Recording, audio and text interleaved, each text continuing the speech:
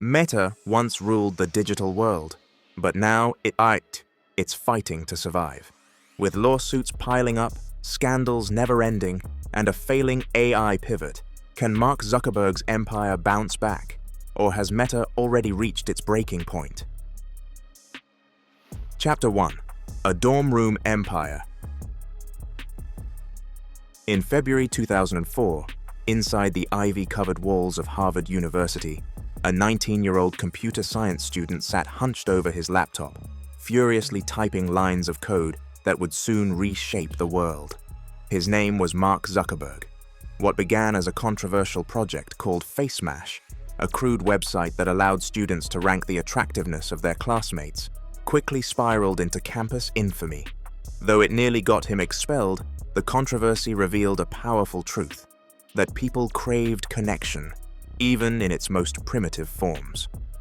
Just a few months later, Zuckerberg pivoted.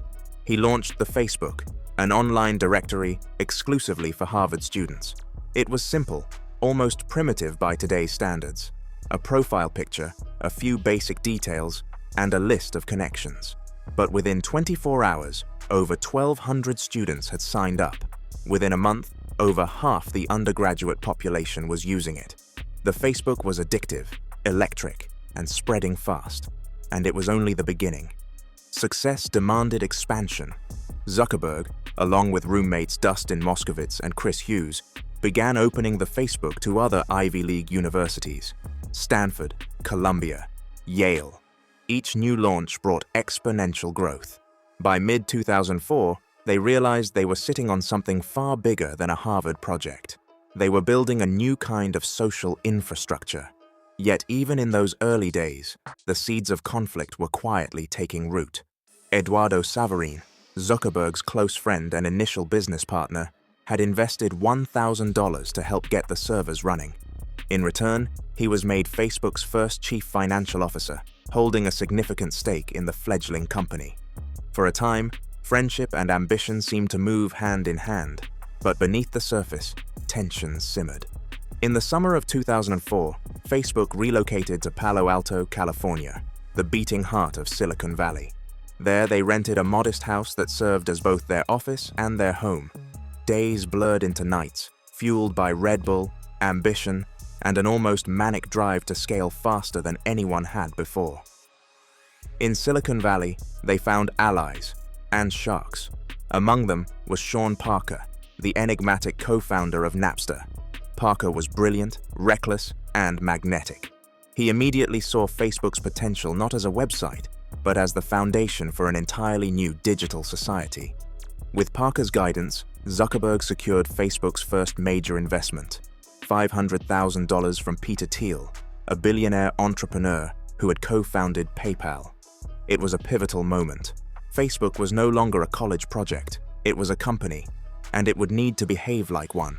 That meant structure, strategy, and, when necessary, cold-blooded decisions.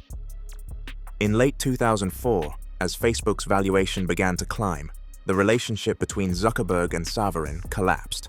Saverin, concerned about the company's runaway spending, froze Facebook's bank account. Zuckerberg, furious, retaliated by secretly diluting Saverin's ownership stake and eventually removing him from the company altogether. Saverin would later sue, and though the case was settled out of court, the betrayal left scars that would never fully heal. By the end of 2005, Facebook had expanded beyond universities. High school students, international users, and eventually, anyone over the age of 13 could join. The network was growing at an unstoppable rate, doubling in size every 6 months. What had started as a digital yearbook for the Ivy League had become something much larger, something global, untamed, and increasingly powerful. And yet, even as the numbers soared, a darker pattern was emerging.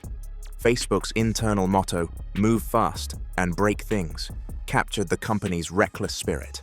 Innovation mattered more than caution. Scale mattered more than ethics. Growth was the only metric that mattered. Behind Zuckerberg's hoodie and soft-spoken demeanor was a relentless will to dominate. He was no longer just the awkward coder from Harvard. He was building an empire, and he would not let anything or anyone stand in his way.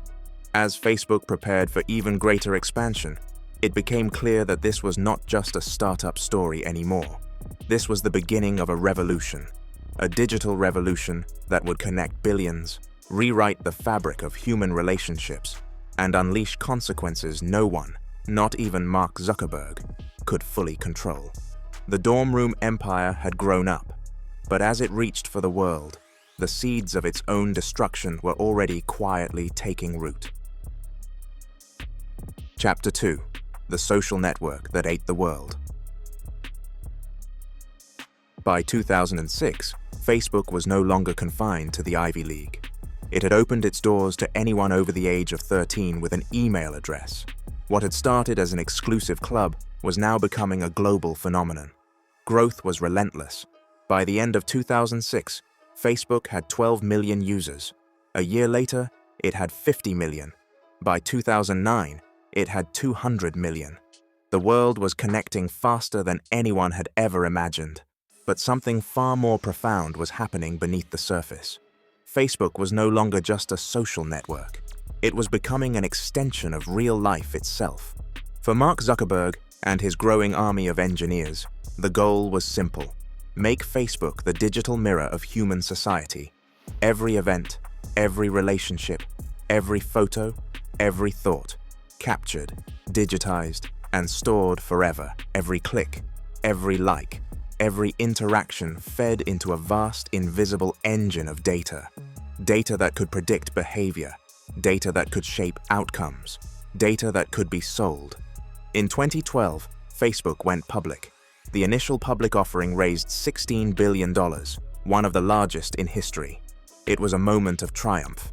Mark Zuckerberg, just 28 years old, was now a billionaire many times over. Investors lined up to buy a piece of the future. The media crowned him the king of social media. The boy from the Harvard dorm room had built an empire that spanned continents. Flush with cash, Facebook went on a shopping spree. In 2012, it acquired Instagram, a young photo-sharing app with just 13 employees, for $1 billion. Many scoffed at the price tag. Today, it seemed like a bargain. 2 years later, Facebook bought WhatsApp for an eye-watering $19 billion, the largest acquisition of a venture-backed company in history. With these moves, Facebook wasn't just connecting people. It was owning the platforms through which they lived their digital lives. As Facebook's reach expanded, so did its ambitions. It began to dominate advertising, drawing billions in revenue by allowing companies to micro-target users with frightening precision. Every like, every share, every comment, all of it was fuel for an advertising machine that could predict and influence behavior better than anything that had ever existed. Facebook's motto had evolved. Move fast and break things was replaced with something more corporate, more sanitized. But the philosophy remained the same. Growth at any cost. Engagement at any cost. Influence at any cost. Behind the scenes, however, cracks were forming.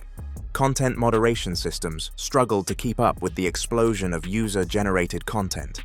Fake news, hate speech, and extremist propaganda spread like wildfire across the platform. Algorithms designed to maximize engagement began prioritizing outrage over nuance, division over dialogue. It wasn't just a social network anymore, it was a battlefield. And Facebook was both the arena and the invisible hand shaping the fight. In 2016, the full consequences of Facebook's power were laid bare. During the US presidential election, foreign actors exploited the platform to spread disinformation, sow division, and manipulate voters. Facebook executives, when pressed, downplayed their role, but the damage was undeniable. The platform that promised to bring people together had, in many ways, torn them apart. And yet, even amid the growing criticism, Facebook's growth continued unabated. 2 billion users, then 2.5, then nearly 3. Entire nations depended on Facebook for news, communication, and commerce. In many parts of the world, Facebook was not just a website, it was the internet. Mark Zuckerberg, once hailed as a visionary genius, was now a lightning rod for criticism. Lawmakers grilled him in public hearings. Activists accused him of profiting from hate and division. journalists uncovered internal memos revealing how Facebook had prioritized engagement metrics over user safety again and again.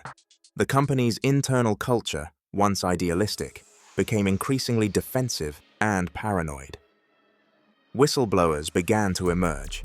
Stories of ignored warnings, compromised ethics, and willful negligence flooded the media. Still, Zuckerberg held the line. He apologized. He promised reforms. He pledged to do better. But for many, the damage was already done. Facebook had eaten the world, and in doing so, it had unleashed forces it could no longer control. The social network had succeeded beyond its creators' wildest dreams. But at what cost? In its relentless quest to connect humanity, Facebook had fundamentally changed it, for better and increasingly for worse. And as the 2020s dawned, it was clear that Facebook's greatest battles still lay ahead. Battles for its reputation, battles for its survival, battles for the very soul of the digital age. The empire had grown vast, but the seeds of its decay were now impossible to ignore. Chapter 3: The Data Scandal That Shook the World. In 2018, the world finally caught a glimpse behind the polished curtain of Facebook's empire. It began with a whistleblower. Christopher Wiley, a former employee of a British political consulting firm called Cambridge Analytica, stepped forward with a story that would send shockwaves across the globe. Cambridge Analytica had harvested the personal data of over 87 million Facebook users without their consent. The data was used to build psychological profiles, detailed maps of people's fears, desires, and biases. These profiles weren't just used for marketing. They were weaponized to influence elections, to shape political narratives, to manipulate the very foundation of democracy itself. And Facebook had allowed it to happen. At first, Facebook tried to downplay the scandal. They issued statements. They shifted blame. They insisted it was a one-time breach, an isolated mistake. But as investigations deepened, a darker reality emerged. Facebook had known about Cambridge Analytica's activities for years and had done little to stop them. The world reacted with fury. Hashtags like #DeleteFacebook trended globally. Politicians on both sides of the Atlantic launched investigations. For the first time, Facebook's invincibility was truly in question. Mark Zuckerberg was called to testify before Congress.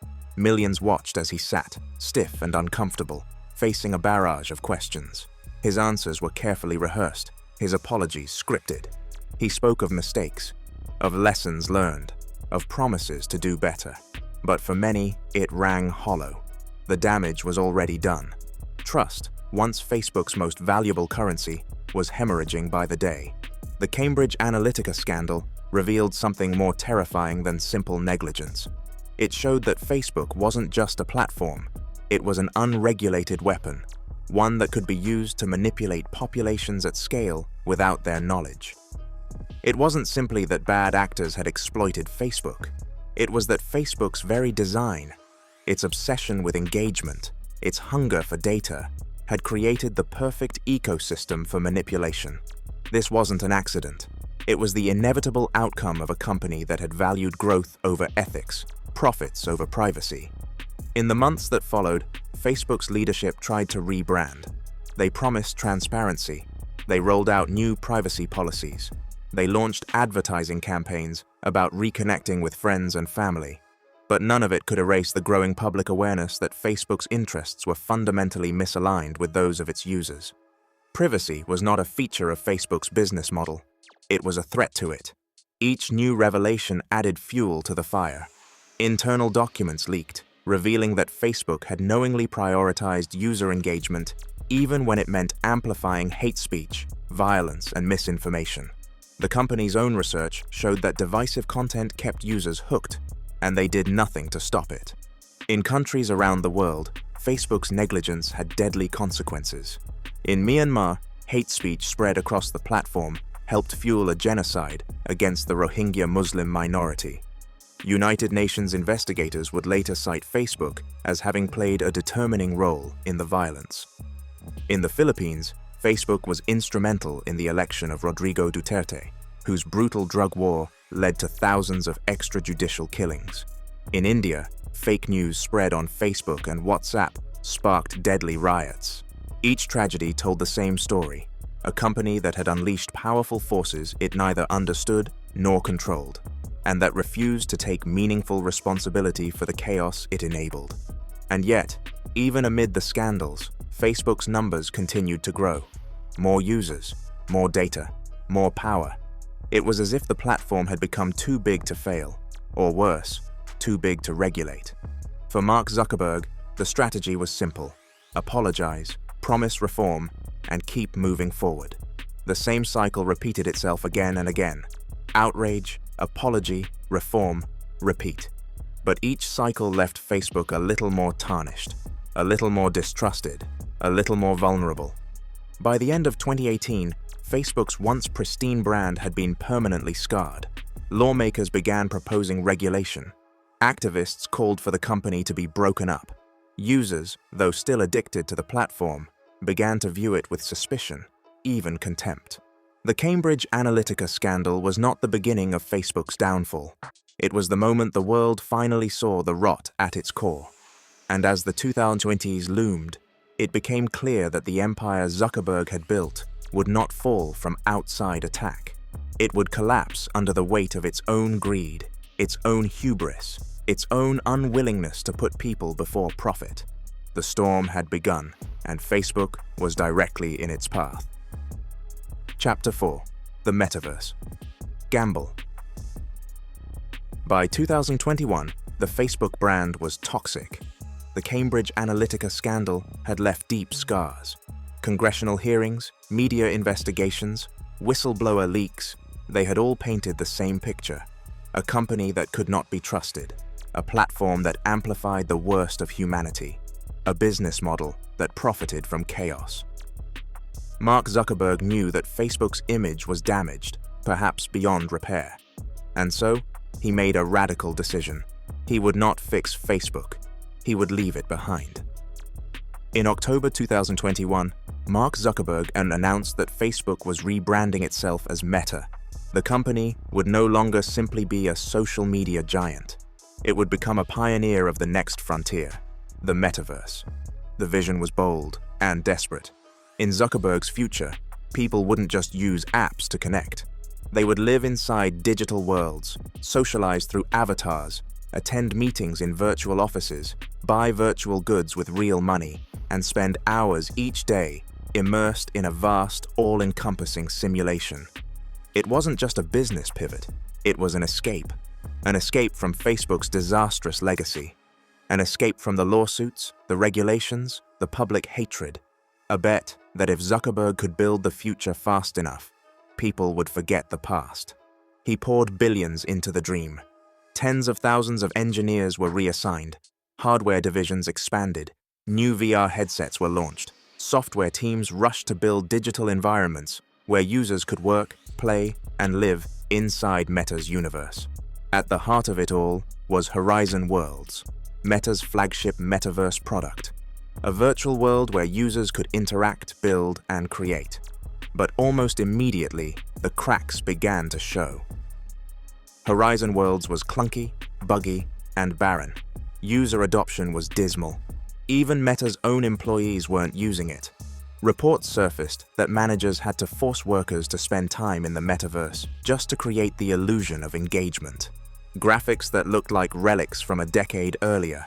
Laggy, awkward controls. A digital landscape that felt empty, soulless, and deeply uninviting. This was not the future that people had been promised. Meanwhile, Meta's traditional businesses, Facebook, Instagram, WhatsApp, were stagnating. TikTok was siphoning away younger users by the millions. For the first time in its history, Facebook's daily active users declined. The company's advertising revenue, once an unstoppable juggernaut, slowed as privacy changes from Apple gutted Meta's ability to track users across apps. Billions were lost overnight. Share prices plunged. Investors, once loyal to Zuckerberg's vision, began to panic. Inside Meta, morale collapsed. Employee surveys showed plummeting confidence in leadership. Whistleblowers leaked documents showing a company adrift, confused, fearful, uncertain. Despite the warning signs, Zuckerberg doubled down. He announced that Meta would spend $10 billion a year, every year, building the metaverse. Analysts were stunned. Shareholders were horrified. But Zuckerberg was unmoved. He controlled the voting shares. He answered to no one. In his mind, this was not just a gamble. It was destiny. But outside the insulated walls of Meta's headquarters, the world was moving on. The public wasn't excited about VR meetings and pixelated avatars. They weren't lining up to buy virtual real estate or attend virtual concerts. They wanted better lives, not better simulations. They wanted connection, meaning, authenticity, not sterile digital escapism. The metaverse wasn't solving a problem people actually had. It was solving a problem Zuckerberg had. A reputational crisis, an existential fear, a desperate bid to stay relevant in a world that was already slipping through his fingers. As 2022 turned into 2023, Meta's financial position deteriorated rapidly. The company posted its first revenue decline in history. Operating income plummeted. Stock value was cut in half, wiping out hundreds of billions of dollars in market capitalization. The empire was burning cash at an unprecedented rate. And for what? A half-finished virtual reality platform that no one wanted? A dream that looked increasingly like a hallucination? Inside Meta's metaverse, digital tumbleweeds rolled through empty worlds. Outside, competitors like Apple, Microsoft, and OpenAI seized the future, building AI tools, augmented reality platforms, and new ecosystems of innovation. Zuckerberg was trying to build the next internet, but the next internet was already being built, and it wasn't his. Meta became a cautionary tale, a company that had tried to outrun its sins by inventing a new reality, a leader so trapped in his own vision that he lost sight of what people actually needed and wanted. By 2024, Meta's grand metaverse dream was on life support. Layoffs swept through the company in waves. Entire divisions were dismantled. Budgets were slashed. The narrative shifted from bold exploration to desperate cost-cutting. Mark Zuckerberg still preached the metaverse gospel.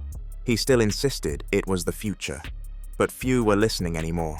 The world had moved on, and Meta was left chasing a mirage, burning through billions in a desert of its own making. The gamble had failed, and the consequences were just beginning. Chapter 5: Reality Crashes, Layoffs, Losses, and the Crumbling Empire. By late 2022, the writing was on the wall. The metaverse wasn't saving Meta, it was sinking it. Shareholders were losing patience. Employees were losing hope. The world was watching as one of the most powerful tech empires in history began to crack under the weight of its own ambition. The first major blow came in November 2022. Meta announced the largest mass layoff in the company's history. Over 11,000 employees gone. Entire teams disbanded. Careers shattered overnight. Mark Zuckerberg called it one of the hardest decisions in Meta's history. But for many inside the company, it wasn't just a financial decision. It was an admission of failure. For years, Meta had lived in a bubble of endless growth, a place where lavish perks, grand projects, and unchecked expansion were the norm. Now the bubble had burst. Inside the gleaming glass walls of Meta's sprawling campuses, fear took root. The mood shifted from confident to paranoid. Survivors of the first wave of layoffs began whispering, who would be next? Trust in leadership collapsed. Many employees stopped believing in the metaverse dream altogether. They clocked in, did their work, and waited for the next round of cuts. And the cuts kept coming. In 2023, another 10,000 jobs were slashed. Recruiting teams were decimated. Entire research initiatives were abandoned. Middle management was gutted. Longtime employees, once fiercely loyal to Zuckerberg's vision, quietly updated their LinkedIn profiles and looked for exits. Meanwhile, Meta's financials continued to deteriorate. The company was bleeding billions each quarter. Reality Labs, the division responsible for the metaverse, was posting historic losses, over $13 billion in a single year. Investors who had once tolerated Zuckerberg's eccentric visions now openly questioned his leadership. Wall Street analysts downgraded Meta's stock. News headlines that once hailed Zuckerberg as a genius now labeled him a mad king, isolated and delusional. The public wasn't kinder. In a world struggling with inflation, job losses, and economic uncertainty, few had sympathy for a billionaire burning mountains of cash on virtual fantasies while laying off real workers. The backlash was brutal, and it was global.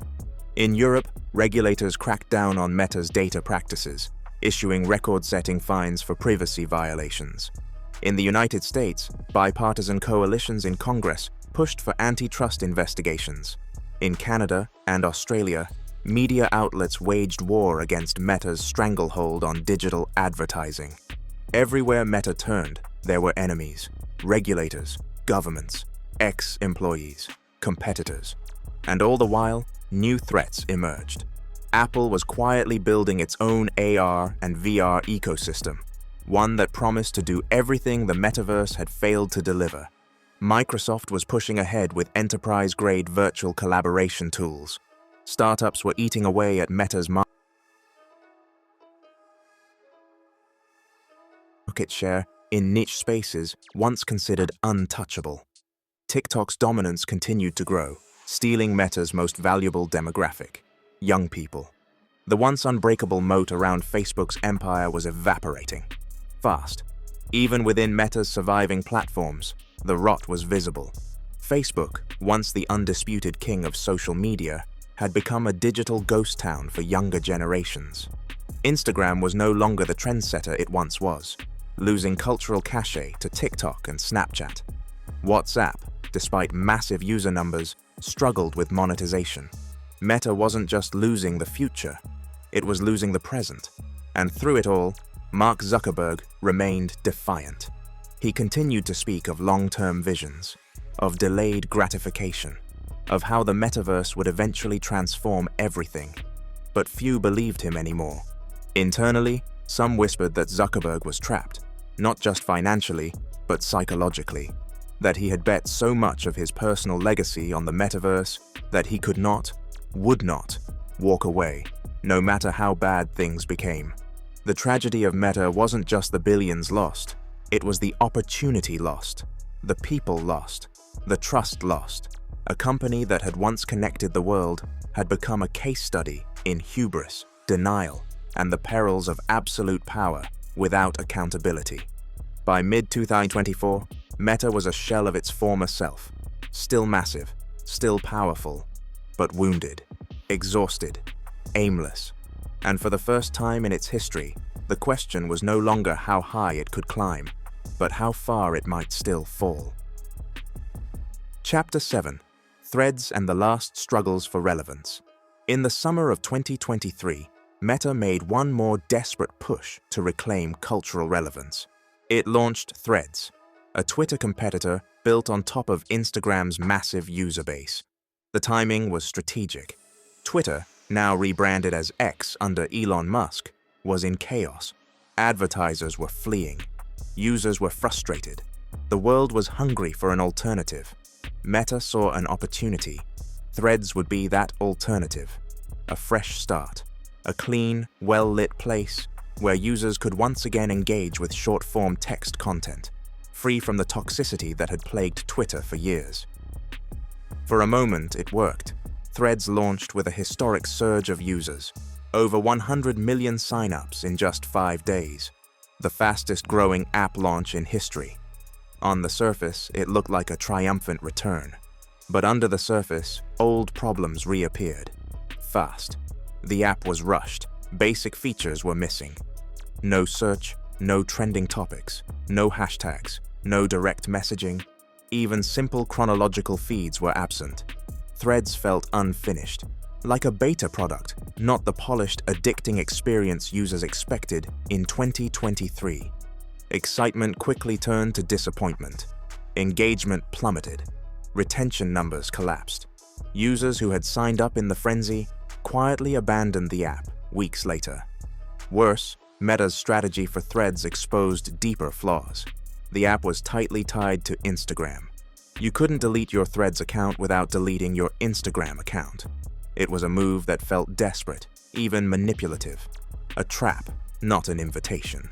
Instead of rebuilding trust, Meta reminded users why they had become disillusioned in the first place. Threads wasn't a revolution, it was a reminder that Meta had lost the ability to create truly new, truly magnetic products. It was an echo, not a voice, a reaction, not a vision. And the failures didn't end there. Instagram itself, once the darling of Meta's portfolio, began to cannibalize its own identity. In a rush to compete with TikTok, Instagram shifted harder into Reels, short videos, and algorithm-driven feeds. But in doing so, it alienated its core users: photographers, artists, storytellers, the very communities that had built Instagram into a global powerhouse. By 2024, Instagram had become a confused, bloated app, part TikTok clone, part shopping mall, part messaging platform. Loved by few, tolerated by many, feared by leadership. Meanwhile, Facebook, the original flagship, faded further into irrelevance, a place for political rants, family updates, and misinformation loops. Young people didn't just dislike Facebook, they actively avoided it. For an entire generation, Facebook had become uncool, a relic of their parents' internet, not their own. And WhatsApp, Meta's hidden crown jewel in messaging, faced mounting regulatory challenges. Governments in Europe and India, WhatsApp's biggest markets, pushed back hard against Meta's data practices. Antitrust threats loomed.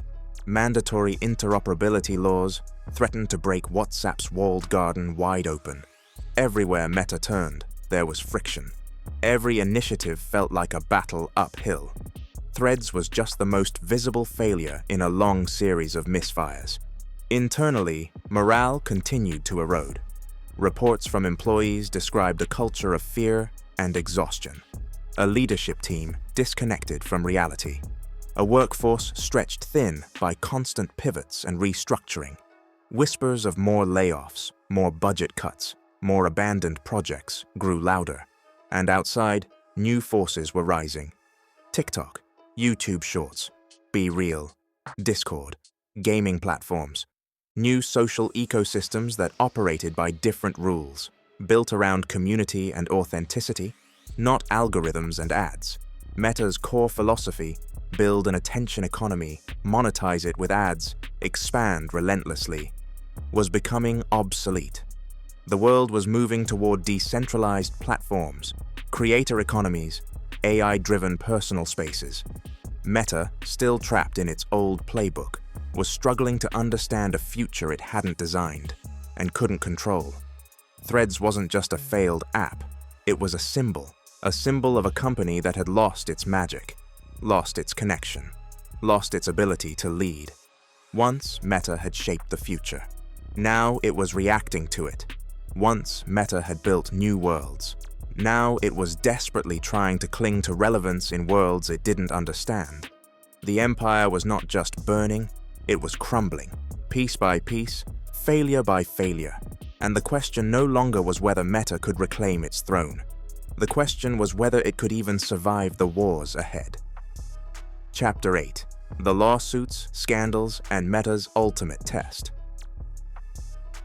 As Meta stumbles through its turbulent journey, the company's woes have taken a dark turn. The weight of public scrutiny, lawsuits, and regulatory challenges has never been heavier. It's not just about falling behind in the tech race anymore. It's about surviving a flood of legal battles and potential disasters that could define its future. First, the scandals. Meta's reputation has been tarnished for years.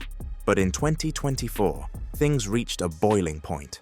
From privacy violations to misinformation on its platforms, Meta has been at the center of multiple scandals.